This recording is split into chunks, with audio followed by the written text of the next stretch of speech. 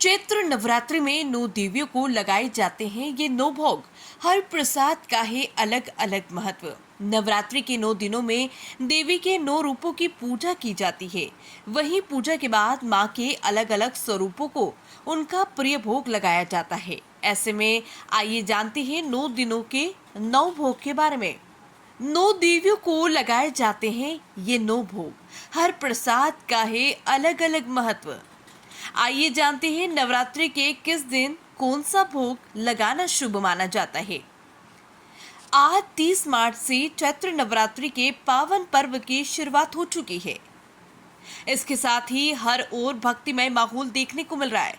चैत्र नवरात्रि के 9 दिनों में देवी दुर्गा के 9 अलग अलग रूपों की विधि पूर्वक पूजा अर्चना की जाती है। माना जाता है कि नवरात्रि के दिनों में देवी की पूजा करने और सच्ची निष्ठा से माता रानी के नाम का उपवास रखने से भक्तों को हर दुखों से मुक्ति मिलती है। इससे अलग नवरात्रि में मां भक्तजन मां को प्रसन्न करने के लिए विशेष भोग भी अर्पित करते हैं। हर दिन देवी के एक स्वरूप की आराधना होती है और उन्हें उनका प्रिय भोग लगाया जाता है। ऐसे में आइए जानते हैं 9 दिनों के 9 भोग। पहला दिन माता शैलपुत्री का। नवरात्रि का पहला दिन माता शैलपुत्री को समर्पित है।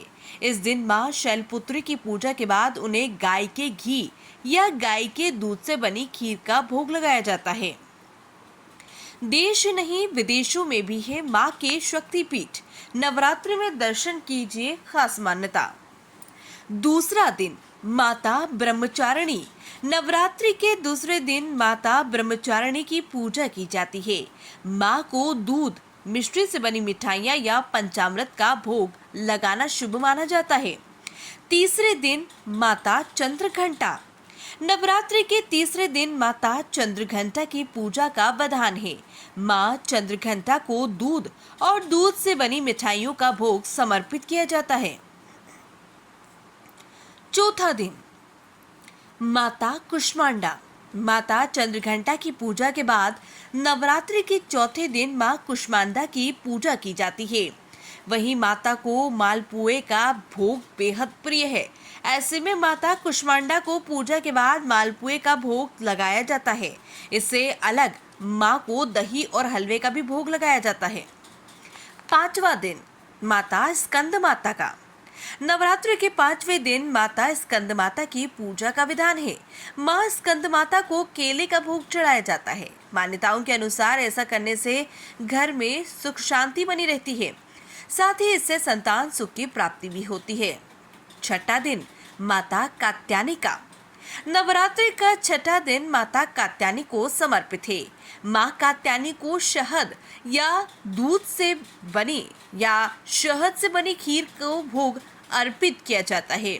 सातवां दिन माता कालरात्रि। नवरात्रि के 7वें दिन मां कालरात्रि की पूजा के बाद उन्हें गुड़ और चने का भोग लगाया जाता है। 8वां दिन माता महागौरी का। नवरात्रि का 8वां दिन मां महागौरी को समर्पित है। मां महागौरी को नारियल, पूड़ी, चना, हलवे का भोग चढ़ाना शुभ माना जाता है। 9वां दिन माता सिद्धदात्री का। नवरात्रि के आखिरी दिन माता सिद्धदात्री की पूजा की जाती है। वहीं मां सिद्धदात्री को तिल और मेवे से बने व्यंजनों का भोग लगाना शुभ माना जाता है।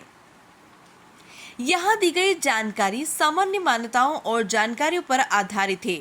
जनता न्यूज़ टीवी इसकी पुष्टि नहीं करता।